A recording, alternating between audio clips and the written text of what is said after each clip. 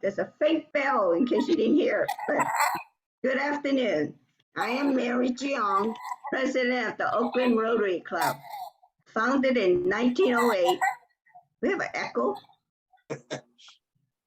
Founded in 1908, we are the third oldest club of some 36,000 Rotary clubs in over 200 countries around the world.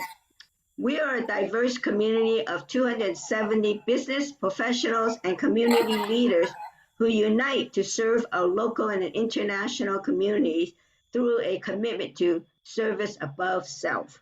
Thank you for joining us this afternoon and online.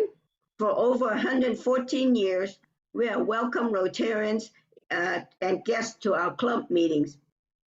For those attending online, if you are visiting Rotarian or a guest of a Rotarian, please enter your name in the chat box located at the center at the bottom of the screen so that we can recognize you in a few minutes. If you have comments or want to ask a question of the speaker, please use the chat box feature. We recommend you view today's meeting using speaker view located in the upper right-hand corner of the screen. Now, for a thought for the day, I welcome Rotarian Linda Hamilton. Thank you, Mary, President Mary. I have two really quick ones for today in honoring the topic of our guest speaker today. The first one is by Buddha. Money is the worst discovery of human life, but it is the most trusted material to test human nature. And on a more positive note, by the great-grandson of Henry Ford, Bill Ford, creating a strong business and building a better world are not conflicting goals. They are both essential ingredients for long-term success. Wow, thank you, Linda, for that profound and inspiring thought. All right, can we please join me in reciting the vision statement?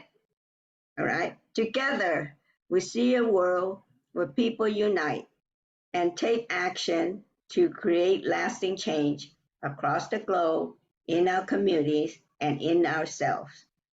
Thank you. Okay, guests are welcome to our club.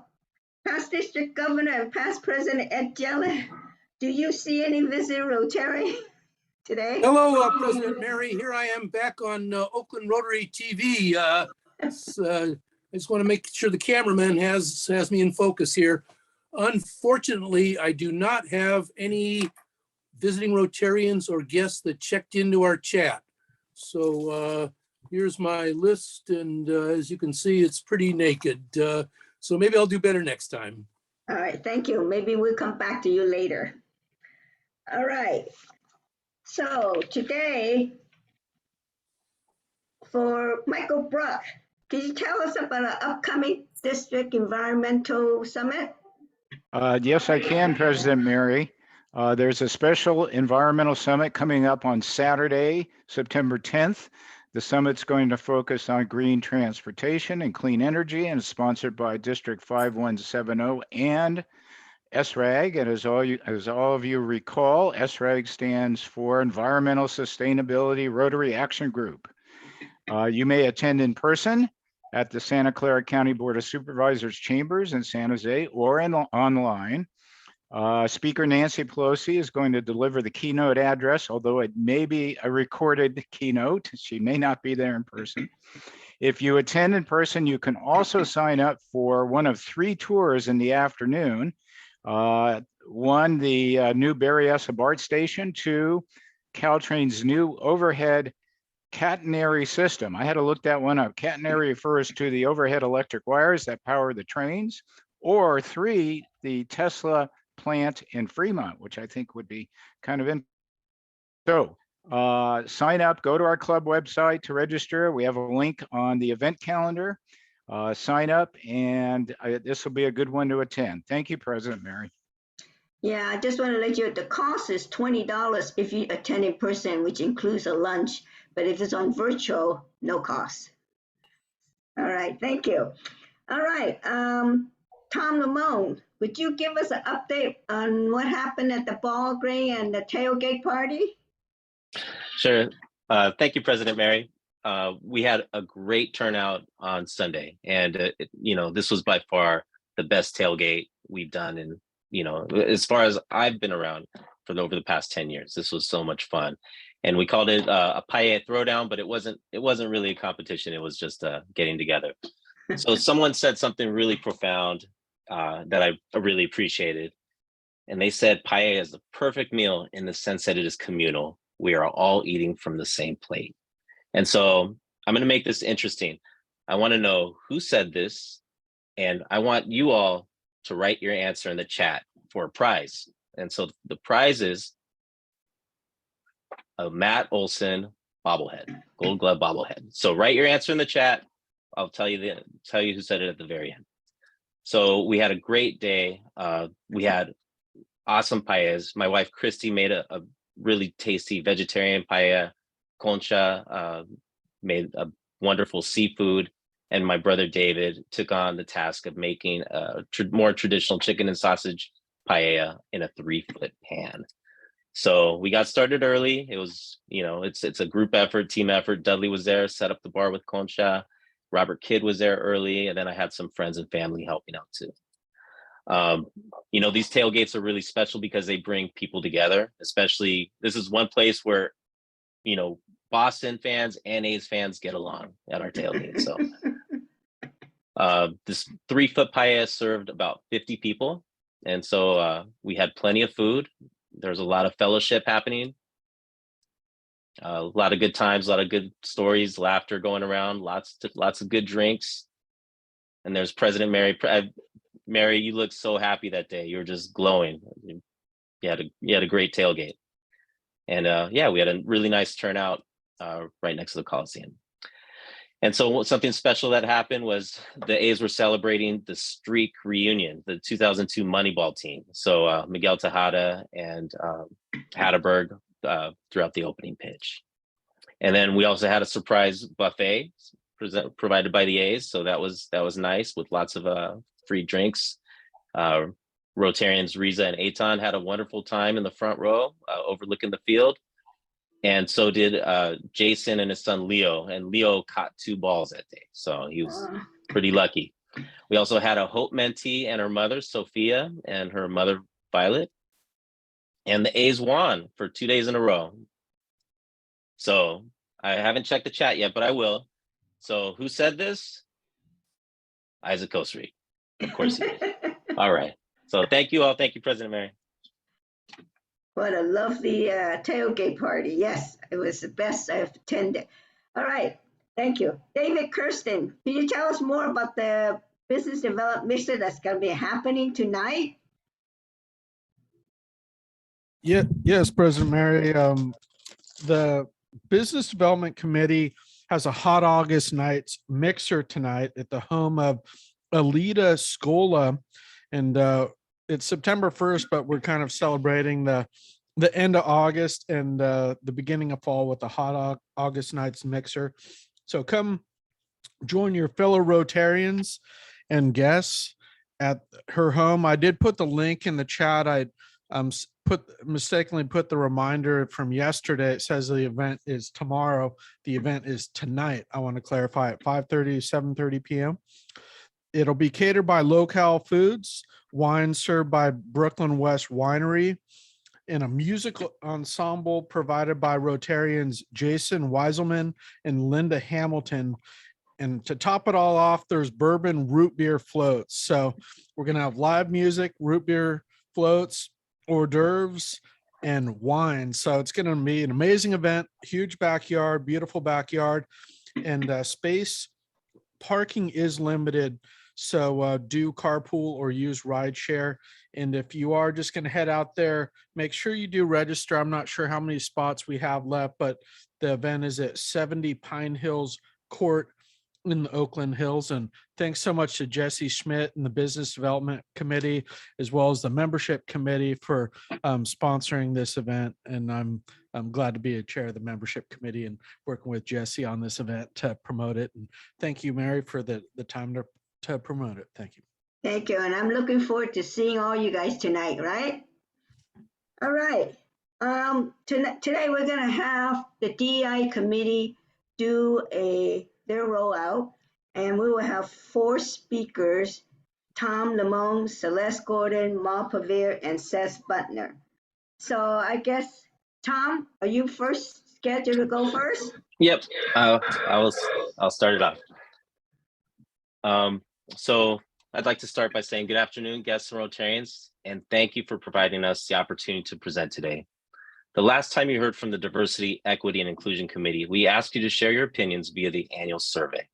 Our purpose today is to present findings from that same survey and share some recommendations moving forward. We're very excited to start this year's action plan with you. We are limited on time today, but if you have a pressing question, please use the chat feature to ask a question, and we'll try to get to it if time permits. So diversity is defined as visible and invisible differences that make each of us complete. Equity is defined as supplying each of us with what we uniquely need, so we all have the same access to opportunities as our counterparts. Inclusion is defined as fostering an environment, culture, and climate that values visible and invisible differences so that we all feel we belong, are seen, and heard. Our definition of DEI is attributed to Dr. Todd Jenkins, who is a member of Rotary International's DEI task force. So why integrate diversity, equity, and inclusion in club operations? The social case is the world is changing and we need to change as well to stay relevant. The moral case, it's the right thing to do and will help everyone. The business case is if we get this right, we will generate more resources and have a greater impact. Everybody wins and we'll be bigger, better, and stronger together. In 2019, Rotary International surveyed 1 million global members and found clubs needed to be more nimble, innovative, and understanding of others' needs. Our district followed suit and committed to setting a strong DEI direction for its 61 clubs. Finally, RCO's board unanimously voted to establish a DEI advisory committee to the board that would weave good DEI practices into all club operations.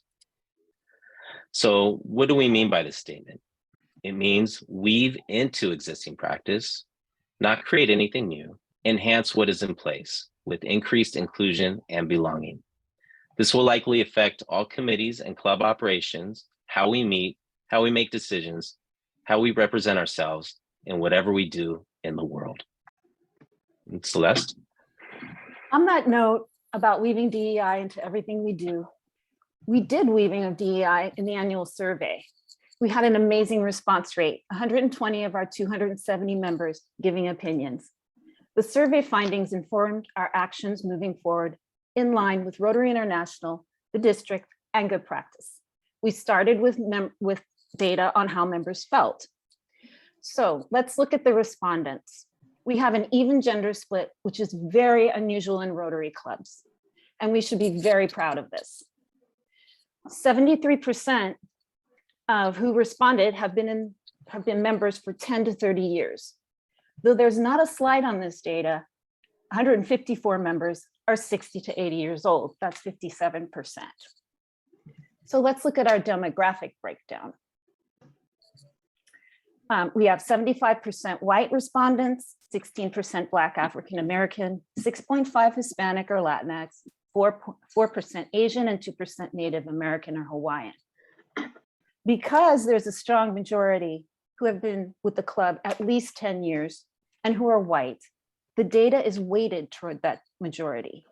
So in order to highlight what we might otherwise miss from members who are not from that majority, our findings call special attention to respondents to any significant minority respondent of 10%.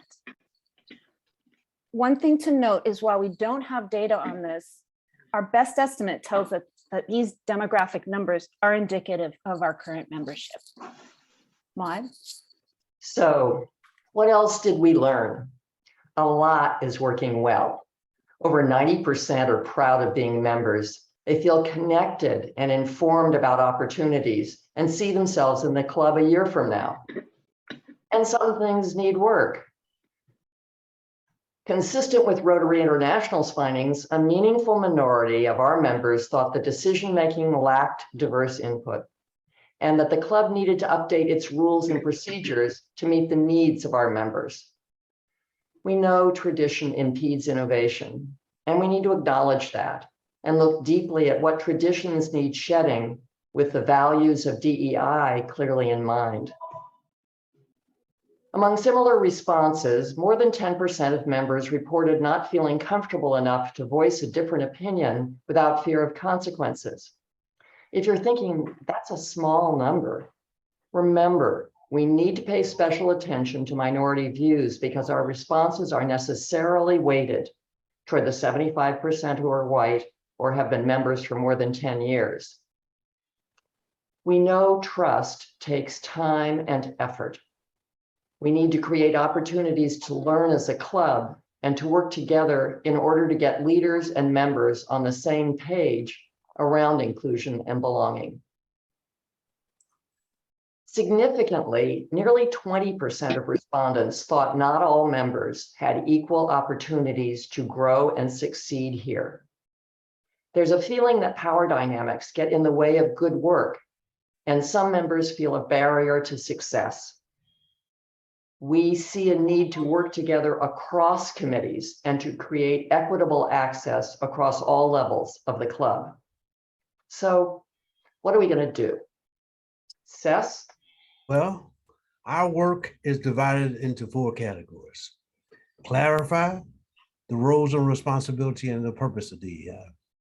Communicate the DEI initiative, action plan, and activities to the leadership, members, and the public. Educate and learn more about each other. This is what Maud was talking about, because even though we had significant amount of people that didn't think they couldn't be heard, we had 80% who thought it was okay. Meaning we got to educate ourselves. We got to educate the 80% who think it's okay to continue to go on as we had before. And engage. Our club carry out the action plan throughout the meetings and the committees in our community, effectively weaving our efforts throughout the entire club. So as I go to the clarify roles, the board leads this DEI effort and is accountable for its success. Without the board's consistent and enthusiastic support, this effort will not succeed. So we must maintain the board enthusiasm and success. The DEI committee is the board's workhorse and recommends how to collaborate and move forward with the board, the committees, and the entire club. The board and DEI committee together iron out the action plan, implementing throughout the club. Next slide, we need to communicate all of this. We'll have regular updates to committee chairs and the members of what's happening, the action plan, reports about we're offering. We'll also have activities and engagement at ballroom meetings. We will be using the newsletter, social media for the club and the general public. And educate and learn. This is perhaps the most important aspect we found out from the survey. We'll have selected various education partners create an education plan for the club, because we have to educate all of our members in the club as to what it means to be the DEI club. We have a curated list of high quality resources such as films, trainings, and workshops, and we're going to develop a DEI resource portal. Celeste will tell you more about that later. And engage. This is the most important part, second most important part after the education. We'll be forming peer learning groups and developing DEI liaison subcommittee.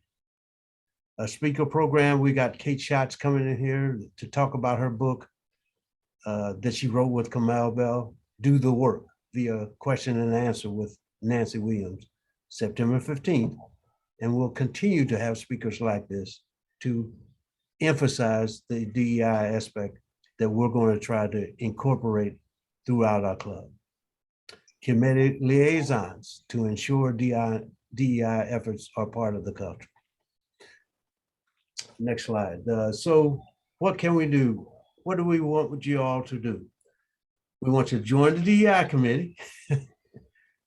Become a DEI committee liaison if you want to from your other committee that you are. If you're on community service, world community service, whatever it is, you could be a liaison that brought the information to your committee from there. Do the workbook challenge. Keep your ears open for some activities surrounding that. That's that September 5th speaker that we have coming. But we will provide you with a workbook for that also. Join a training and resource subcommittee. We'll create a training plan and creating a hub for learning all about DEI. And just be curious and continue to try to learn more about someone other than yourself. That's what DEI is all about. And we will try to make sure we emphasize the DEI projects through committees. Remember, we're still at the beginning of this process. We can expect there to be turns and developments as we educate ourselves first before endeavoring in DEI activities. Our work thus far and the survey has told us that our club, while well ahead on many other clubs in DEI representations, still has a ways to go in changing the culture of our club to DEI inclusiveness throughout the entire club and its committee. This process takes time. We've been working on this for a year, yet some of us have been working on it for a lifetime. Stick with us and we'll totally transform the Rotary Club of Oakland. Thank you so much for giving us this time, especially the DEI committees that put all of this together and been doing all the work for this last year. We do have a time for a few questions. Celeste, I think you might want to roll that. Yep. So anybody have any questions, just put that into the chat. We will be sending out the presentation, following the meeting. We'll also be sending out the action plan and what the findings were, a summary of the findings. So we'll be sending that to all committee members. So if you have any questions, we're here, we're all ears and we're waiting for you. If you could just put that in the chat box, that would be great. Lewis has his hand up. Lewis. Okay. I do, thank you. The reason you hear this echo, I'm moving today, but I wasn't gonna miss this, so I'm sitting in an empty room where I've lived for years. Anyway, I just want to add that I am extremely proud to be a white male member of this Rotary Club who's doing this work and being authentic about it with feelings. And I just can't wait to do each of those steps. And I also want to thank not only all of the others who have spent their lifetime doing this, who've been helping us in the committee, especially me and others who aren't as conscious. And I want to enforce what Seth said so well, that if 80% of us think we're just fine, that's actually not enough. That means it's fine for us. And what we need is for it to be fine for the other 20%, so that they can feel the integration and the belonging from which we benefit. This isn't charity for them. We benefit when we know them, see them, value them, and learn from them. And lastly, I want to compliment you, Seth, because through this whole process with all of us, giving all of our heart and soul and lots of ideas, you know what I love most? Besides this outcome, this great presentation, is that the moments when we were all going, here's my opinion, here's mine, and you said, just do it. Every time. What a great. Thank you, Lewis. Okay. Maud, do you have any questions that you I see a question from Alex who says, how do we measure progress? Okay. Well, we do have an action plan with deliverables. So it would be really tracking those deliverables. Again, we'll be sending those out. That's one way to track progress. Another way we can track progress is when we have another survey, which we will every year. We can find out if our numbers move. If we have more people who feel as if they're included. I tell you, those numbers really surprised me, and I was very concerned about that we have so many members that don't quite get it yet. So we got to fix ourselves first, and then we can start doing everything out in the community. But we can try to do that at the same time through our committees, trying to do some DEI activities. Right. There's also how if the demographics of the club change, we see that the demographics are weighted towards, age and race. And so do our demographics change? And there are other measurements as well. How chairs are finding, what types of practices get woven into what we're already doing. So other satisfaction surveys. Is there another question, Claude? Yes, Joe Goralka says, how does our club dynamics, demographics related to Oakland at large? How do our club's demographics compare with Oakland at large? Right. So we do have stats from census, which if you'd like, we don't have it in this particular presentation, but I'd be happy to include that in, we could add that into the materials that we're sending out. Would that be helpful, Joe? We do have those numbers. Right. Okay. Yes, thank you. Yeah. And as you might expect, our club doesn't reflect exactly what Oakland is. So that will change hopefully in the future as membership committee may be emphasizing some minorities that they will bring into the club. But those things will change and we'll be able to measure how that's coming along for us all along. I see Alita Scola has been trying to get in there. Okay. Celeste. I was just wondering, for the purposes of this presentation, how you measure, what would you define as success? And one of the bullet points was success. How do we define that? Well, so I mean, success looks a lot of different ways. As we said, does the demographics of the club change? Our attitudes about feeling that you belong, looking at the survey year after year, are we seeing movement in clubs, our members, most importantly, feeling that they're more included, or there's more access to powerful decision-making positions. Those would be the biggest ones.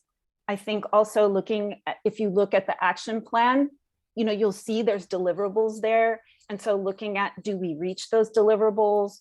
And what changes are we seeing in practices? So, that could also be something that we do as things change. What are the changes that we're seeing in the club?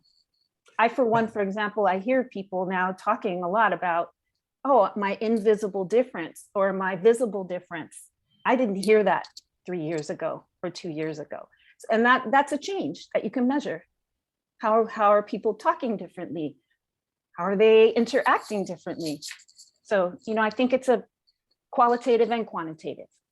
Okay. Is that helpful? Great. Thank you. I think we're running out of time here. Okay. Somebody's reminded us it's 12:58. So I just want to say that I want everyone to know that we want to hear from everybody, and we're going to measure whether or not we change as a club. We can feel that if more and more members feel as if they're being heard and they belong. Having 20% is too many people to not feel as if they belong. So we got to bring that number down. Thanks, everybody. And thank you, Celeste, for leading us in the DEI committee. The team effort. The team effort, man. Thank you to the committee. Mary, it's back to you. Thank you. We're still waiting for our speaker Nope, to. she's on. Oh, She's on. great. We're good. We're good to go. Okay, We're good to go. Before David introduces our speaker, I also want to say I saw that picture of Rotary yesterday and Rotary today. It was day and night, and Yeah. I'm proud to say we have a long way to go, baby, but we have come with a first female international RI president. And I guess I'm the first Asian American president. And the District Governor Savita is the first Asian district governor, followed by another female. So one of the things they said, it's not to be just first. It's more important that there's a second and a third. So that's what I want to say as party.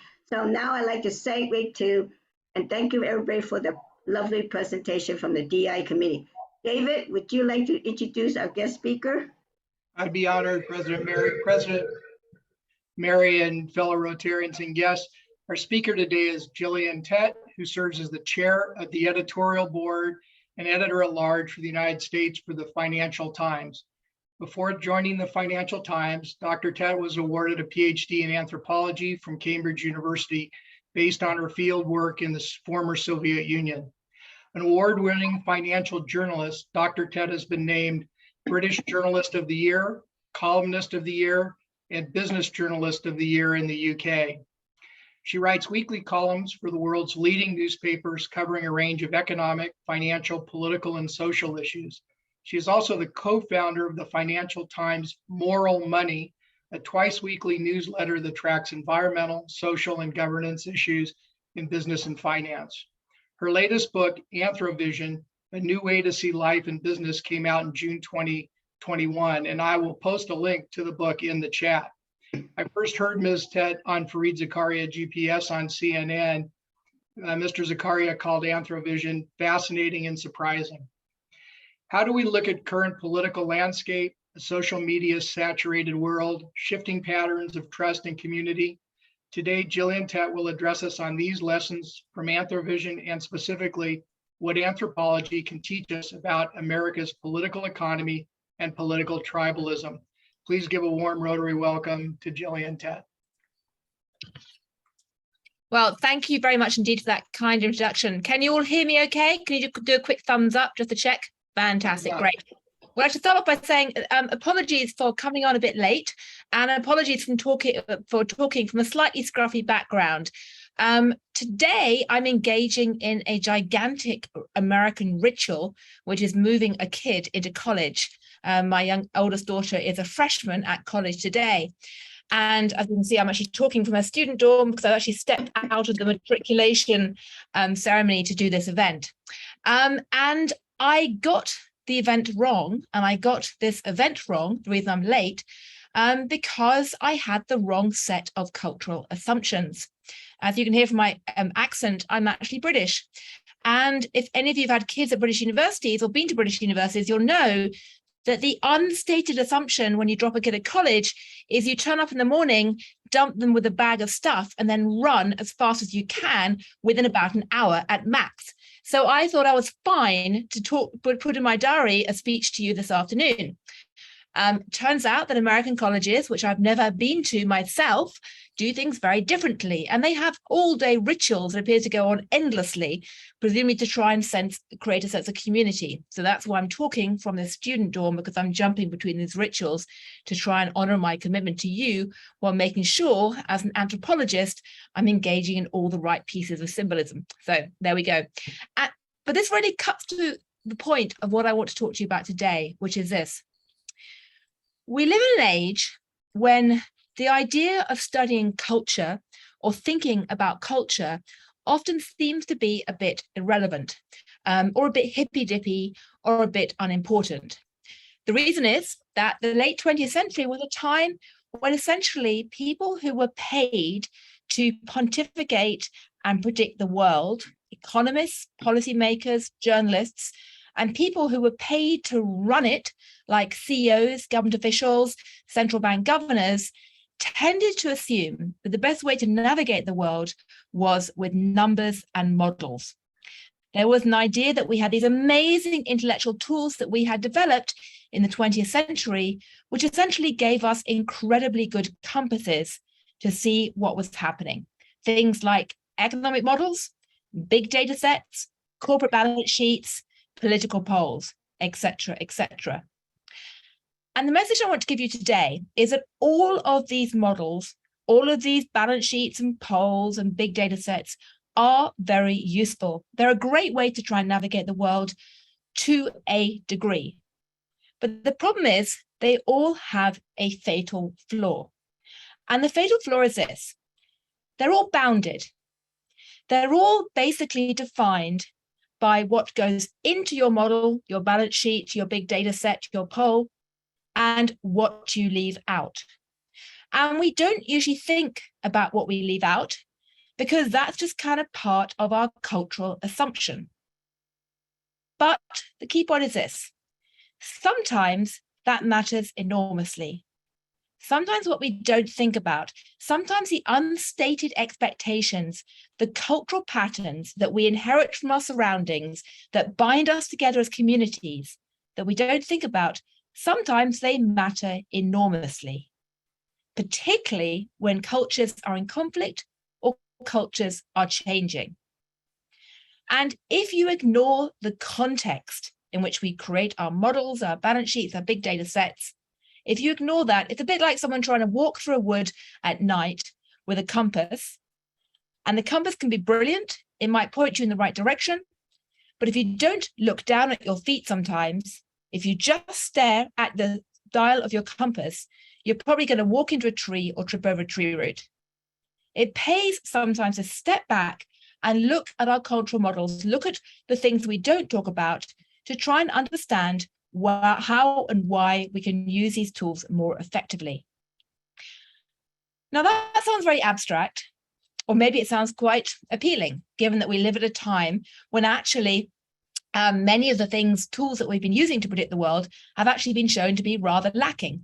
I mean, did our economic models predict COVID-19 pandemic? Did they predict the invasion of Ukraine? Did they predict all the wacky, weird monetary policy we've been living with? I think the answer is no. A lot of stuff has happened which has been outside the models, which have been overturning assumptions and making it quite hard to actually navigate the world. But if you agree with me that actually it pays to look beyond the models, try and look beyond the boundaries, the question that everyone would naturally ask is, well, okay, how do you do this? And this is essentially where my training as a cultural anthropologist, I think, comes in, and why I'm so passionate about this discipline. Because when most people think about cultural anthropology, and I can't tell whether anyone in the room has actually, or the virtual room has actually got a background in anthropology or not, but when most people who aren't anthropologists think about anthropology, they tend to think about it in terms of being a discipline which is kind of interesting but wacky and weird.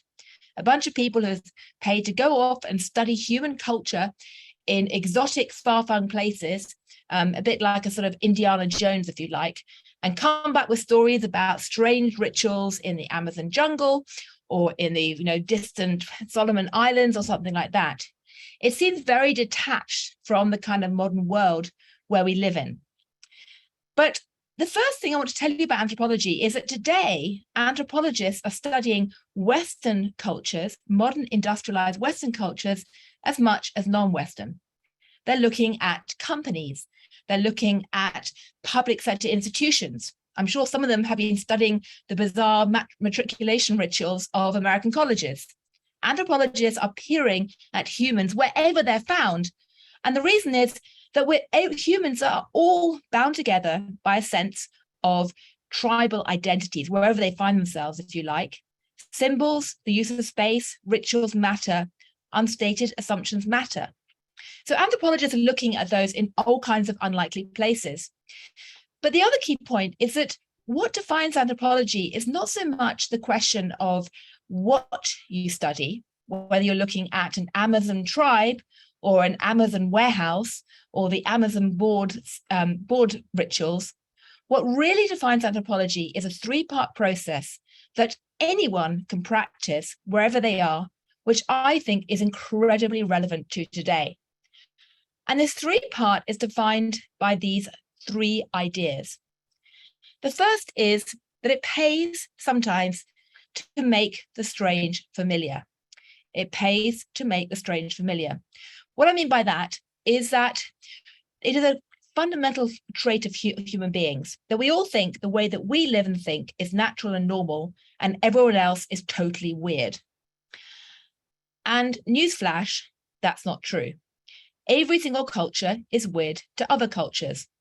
We might like to say that someone in the Amazon jungle looks exotic, but guess what? We look exotic to them. And one of the most deadly mistakes you can make today is to assume that everyone thinks like us or should think like us. I mean, we all know in theory that unless you try and get in someone else's head who's different from you, you're going to suffer problems. But in reality, very few of us actually do that. And so one of the things that defines anthropology is a desire to immerse yourself in another culture, another way of life, another way of thinking, to really try and understand how somebody alien to you thinks without preconception or judgment, but driven by a sense of curiosity. The second point is, anthropologists like to make the familiar strange.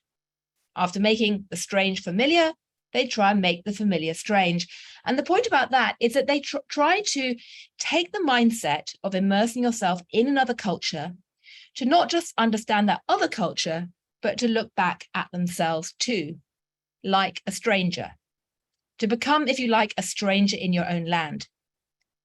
And anthropologists do that because they passionately believe that, to cite that wonderful Chinese proverb, a fish can't see water.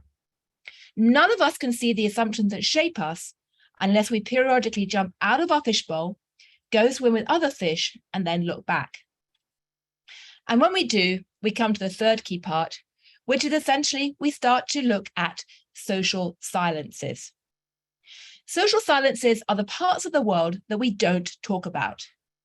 As a journalist, we're all trained to focus on the parts of the world that we do talk about. There's a lot of noise in our world. But anthropologists go into situations and say, so what is the issue here that people are not talking about? What's the stuff that everyone kind of vaguely knows but doesn't bother to state because it's boring or geeky or dull or embarrassing or taboo or irrelevant or just supposedly obvious? Like the fact that in America, you don't just turn up to drop your kid off in college and run away half an hour later because that defines you as a bad parent. Whereas in the UK, if you hang around too long, that's what defines you as a bad parent instead. So that sounds very abstract. And I want to use a few examples where I've tried to apply this three-part process and journey in my own work as a journalist. I should explain that my entire career in some ways has been shaped by this three-part process because I started my life as an anthropologist. I did a PhD at Cambridge University, and I went off to study somewhere that to me as a British girl did indeed seem very, very strange. I went off to Soviet Tajikistan in the days when it was still the Soviet Union. As my daughter say, I am officially very old. And I lived in a high mountain community on the borders of Afghanistan for a year and a half, studying a seemingly alien culture, trying to think myself into the minds of the people around me. And that taught me a very obvious lesson, which is that actually I'd arrived with a bunch of preconceptions, which turned out to be totally, totally wrong. I don't have time to go into them now, but suffice to say that the CIA and other intelligence groups in the West had spent the 1970s and 80s assuming that the first place that would create a rebellion against the Soviet Union, against Moscow, would be places like Tajikistan because they were Muslim. And by the time I got onto the ground, I realized that my preconceptions were totally wrong. It pays to think yourself into the minds of others to realize just how wrong you can be.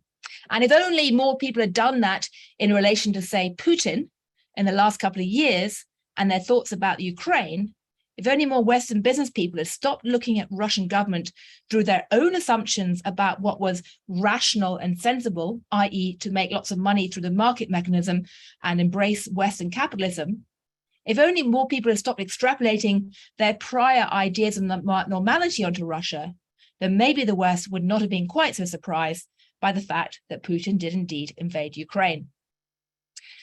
But after trying to embrace the strange and make it familiar, I then came back to London and started working as a journalist for the Financial Times, where I've been for the last 25 years. And I tried to flip the lens. And I went around the city of London and Wall Street, trying to look at the people I was interviewing and studying, basically bankers, financiers, economists, as if I was a Martian who'd stumbled into a whole bunch of strange rituals. I did that with journalists too, I should say, because journalists are just as strange and tribal and just as driven by their own cultural assumptions they don't talk about as everyone else. And taking that insider-outsider perspective on Western business was incredibly illuminating. It helped me, for example, to predict the 2008 financial crash. I go into details of how and why in my book, but essentially, I managed to see what was going so badly wrong in the world of credit derivatives back in 2005 and 6, because I went to a few investment banking conferences and analyzed them with the same tool and framework that I previously used to analyze Tajik tribal weddings, which might sound very bizarre, but actually investment banking conferences are in many ways quite similar to tribal weddings in the sense that they pull together a scattered group. They have all kinds of formal and informal rituals that enable the group to essentially recreate social ties, and also, most importantly, to recreate a shared worldview, a shared cognitive map of how the world works. And that cognitive map always contains massive contradictions and omissions. All tribes, whether they're journalists, bankers, or politicians, have creation mythologies, and those creation mythologies always omit key things.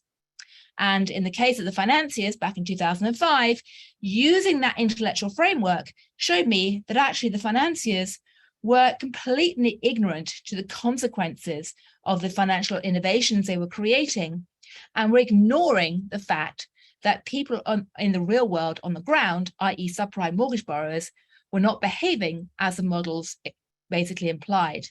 The bankers had drunk their Kool-Aid and believed their own ideology, and they couldn't actually see the contradictions in that, precisely because they were so deeply embedded in it, like the famous fish that can't see water.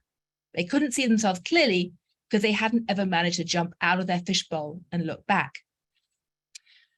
But the other way that I've tried to apply this is that since 2010, I've been based in America, and I've been essentially trying to use that kind of insider-outsider perspective to look at all corners of American business and the political economy.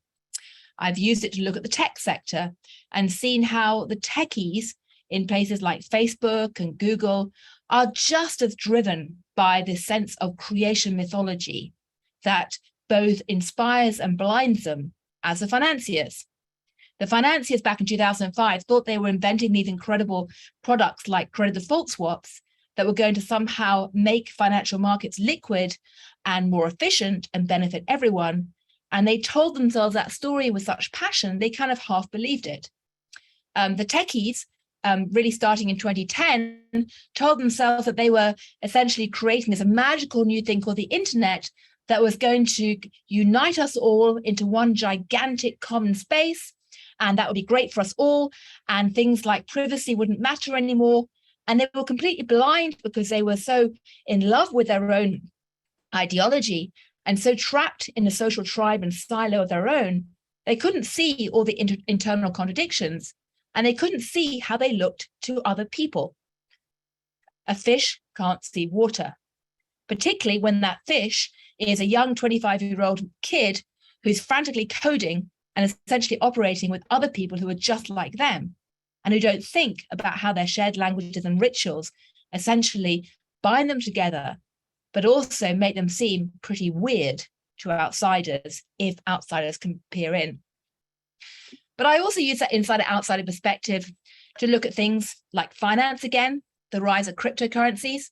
I'd argue you can't begin to understand things like Bitcoin or Ethereum without really realizing that what's happening in the world of Bitcoin, say, isn't just about classic economics or models. It isn't just about value as in the way that economists define it. It's actually about a sense of identity and tribal patterns in cyberspace. It's about a shift in the structure of trust that binds communities together and gives things value.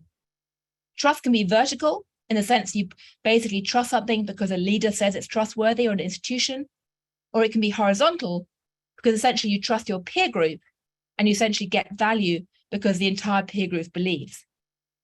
And central banks have created the axis of trust for currencies in classic economics in recent years, Bitcoin and things like Ethereum operate with horizontal patterns of trust instead.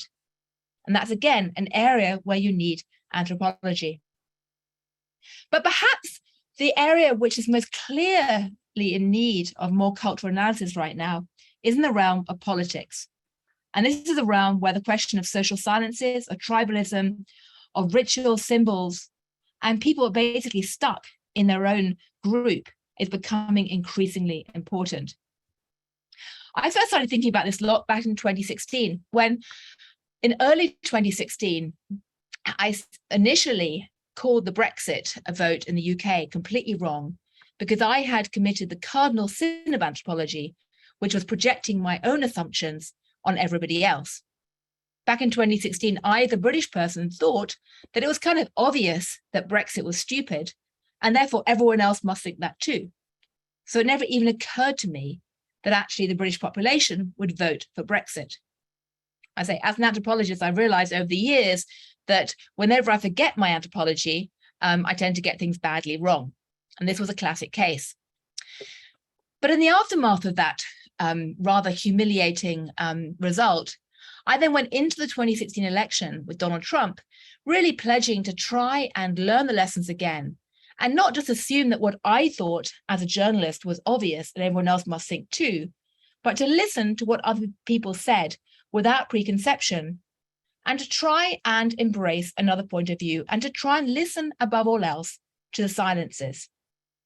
And I went around in 2016 trying to do that, and was very struck very quickly by the fact that although the opinion polls during most of 2016 did not give Donald Trump much of a chance, if you actually listen to what people were saying, time and again, what was happening was that there was a silence around the fact that even if people felt wary about Donald Trump, they didn't like Hillary Clinton. There was silence about the fact that people wanted something desperately to shake up the system and felt almost embarrassed to say that actually Trump was the least bad bet. Listening to the silences really made me see that actually there was a lot more support out there than people had realized. And the other point was that listening to the silences made me realize that the way that journalists talk about politics or interpret it is often very limited. I remember being on the news desk in 2016 during one of the debates, and Donald Trump uttered the famous words, bigly. Some of you may have heard that as well. And the minute he said that, everybody laughed on the news desk, myself included. And what was striking was that in many ways, the laughter showed the journalist's own unstated assumptions. If you work in an industry where essentially your power and status and credibility come through your ability to command words and control words, and where essentially having had a higher education with an impressive degree is supposed to be a source of basically respect, you take it for granted that being able to speak properly is a prerequisite for office. Is nobody actually admits that. No one would ever stand up and say, actually, the only type of acceptable snobbery in America today is to be able to be articulate. But actually, in practice, that is the unstated assumption that drives many journalists. And the reality is that although journalists, many of the elite, assume that having control of language gives you respect, that's not how many parts of the country think as well. There's a sense of resentment out there.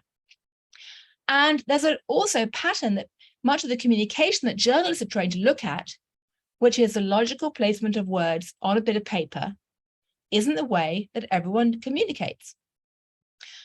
A very good friend of mine who had been tracking Trump very closely said to me at one point, well, you have to realize that if you want to understand Donald Trump, stop trying to deconstruct his statements like a piece of central bank statements. Go to a wrestling match. Because one of the things that, of course, made Donald Trump's name and face so familiar to much of the electorate in 2016 was the fact he'd played a very important role in the wrestling world. And if you go to a wrestling match with the eyes of an anthropologist, you can see that what Donald Trump was doing in his rallies was basically borrowing lock, stock, and barrel the communication style of a wrestling match. Manufactured drama and conflict, which kind of is over the top, and the audience knows that, but actually has some element of victory. Manufactured antagonism towards a villain. Name calling. I mean, you want to know where things like little Mark Rubio or Crooked Hillary comes from? Go to a wrestling ring and you can see that pattern of speech. And the key point is that the elite journalists who inhabit my kind of world, for the most part, don't go to wrestling matches. And they couldn't even recognize the parallels or the kind of, if you like, the buttons that Trump was pushing when he gave these speeches. And yet, for at least part of the population who was listening to him, to use a famous phrase, they were taking him seriously, but not literally, while journalists were taking him literally, but not seriously.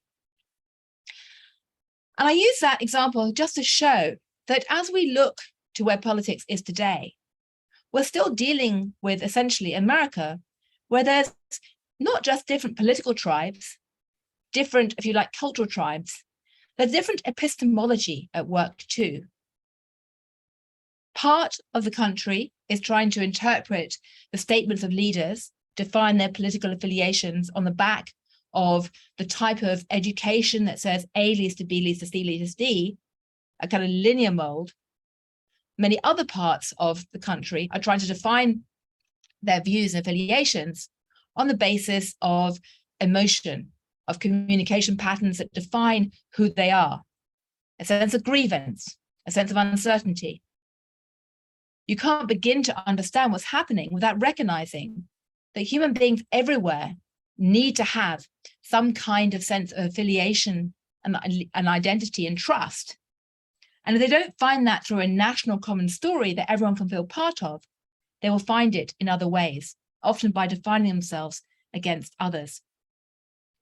And you also need to recognize that although the American rhetoric, the creation mythology, is so wrapped up with the idea of democracy, institutions, constitution, in ways that are so admirable for so much of the time, on the ground, people's experience of politics is less about institutions, is often more about, if you like, a search for meaning, a sense of tribal affiliation, a sense of identity.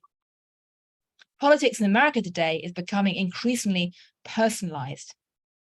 And anyone who drank the Kool-Aid in Silicon Valley and thought that somehow the internet was going to enable us to rise above tribalism was completely wrong. What cyberspace does is replicate our real-world tribalism and intensify it, because we're able to customize our identity, our information sources, our friends. And invariably, because we're human, whenever we're allowed to customize our identity, we tend to become more, not less, tribal. So a long-winded way of saying that I am passionately in favor of anthropology as a tool to help us navigate the world. I happen to think it's needed now more than ever, partly because we're living at a time of growing fracture, but also because the sheer power of the internet, of computing skills, of our math techniques, etc., means we're far too easily pulled into a world where we essentially admire our compasses that we created and don't recognize the flaws. So if any of you have any kids who want to study anthropology, don't panic, they will get a job. But most importantly, they'll get a job if you combine anthropology with the other tools we have, like economics, because that really gives you a good way to try and make sense of where we're going. So thank you all very much indeed for listening to me. Once again, I'm sorry for it being slightly on the fly in a sort of seat of learning, but very happy to take a few questions or do anything else. Thank you, Gillian. Sorry we don't have enough time for a Q&A right now, but let's give Gillian a warm applause. Thank you. Okay, Gillian, thank you for that fascinating and interesting presentation. Education is my area of focus, so you being a PhD scholar is right into for this year. The Rotary Club of Oakland is proud to partner with Oakland Promise to offer 8 $10,000 scholarship annually along with the mentorship. We are proud to support as many first in a family to attend college. In recognition of your presentation today, Oakland Rotary will make a donation in your name to the Oakland Promise program to support its kindergartens to college program for every child in this city. Thank you very much. Ruth Stroh, could you tell us about maybe some upcoming speaker event? President Mary, I'd be very, very happy to do that. We're still working on a special surprise for you all for next week. But I'd like everyone to take the opportunity to work ahead for the September 15th work meeting, where we will hear from Kate Schatz, who is a co-author of a book called Do the Work, an Anti-Racist Activity book. I think that's very in line with what we're doing with the DEI committee. And also, I really like how this might fit with Gillian's comments today about tribalism and the tribe called Rotary. I implore you all to try to buy your books from Marcus Books, a Black-owned bookstore with many, over 50 years in Oakland. They will mail you a book. If you call them and order it, you can order it online. And if you order it for pickup, I'll make sure to pick up some things for in-person meeting. Kate is happy to sign books for you. And so if you buy Gillian Tett's book today, I read it at David's recommendation on Audible books, but if you buy a hard copy book, please buy that from Marcus Books as well. We want to support local businesses and Black-owned businesses, and Marcus Books will sell you any book that's readily available on Amazon. So I look forward to seeing you all next week, and that's it for me, Mary. And the comments are in the chat. Thank you. I look forward to seeing everyone at next meeting in person and or online. So share means thank you very much. This meeting is adjourned.